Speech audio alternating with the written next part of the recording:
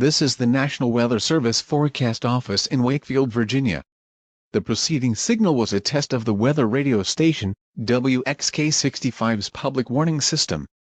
During potentially dangerous weather situations or other emergencies, specially built receivers are automatically activated to warn of the impending hazard.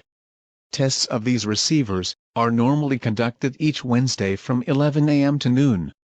If there is a threat of severe weather, the test will be postponed to the following good weather day.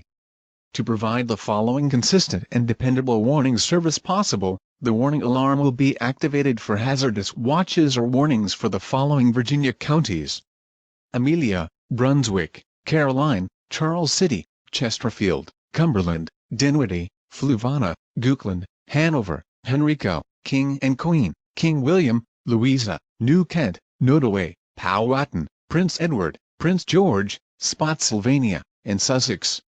This includes the independent cities of Colonial Heights, Fredericksburg, Hopewell, Petersburg, and Richmond.